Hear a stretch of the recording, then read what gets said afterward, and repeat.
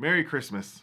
Heather and I and our family hope your Christmas celebration today is rich and meaningful. I've decided to address you today from my office, next to my library of books. Over the years, my library has grown with books I've either read or use as reference when I study. While I hate to admit this, I must confess that there's also a growing number of books that I've purchased but have yet to read.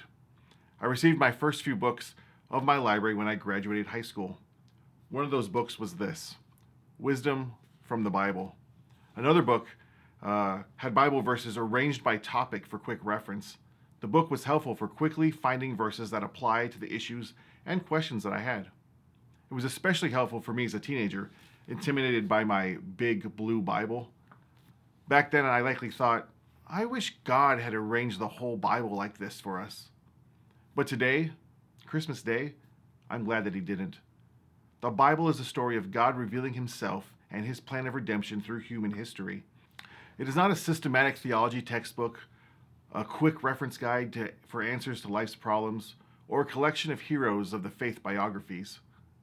While it has 66 books, written by over 40 authors, it weaves together one story, God's redemptive story. What we celebrate today, the birth of Christ, is one of the pivotal turning points. The Old Testament gives us the history of God moving His world to the moment when the conditions were just right for the coming of Jesus. God makes a covenant with Abraham. Abraham's descendants become a nation.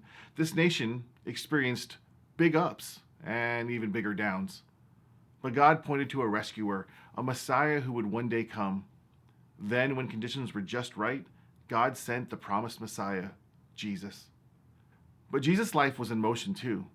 Jesus moves forward to a destination written into the plot of God's story of redemption. He knew where His story would take Him, but He never debated, resisted, or rebelled. For 33 years, He willingly moved toward the cross of His death. Jesus lived and ministered with the pain of the cross looming on the horizon. With joy, He moved closer each day to the cross of His shame. He knew He was born to be a sacrificial lamb. He knew His death was required for the redemption of mankind, and He was willing. Why was He willing?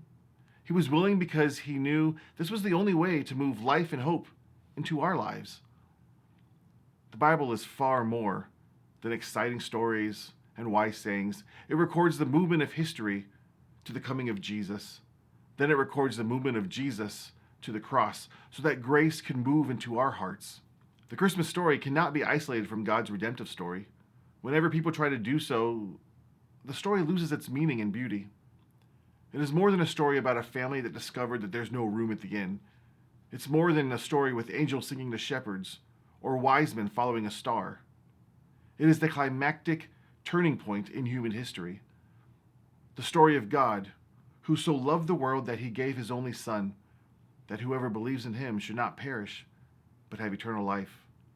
So today, as you celebrate Christmas with friends, family, and perhaps football, take some time to pause and once again consider this remarkable story.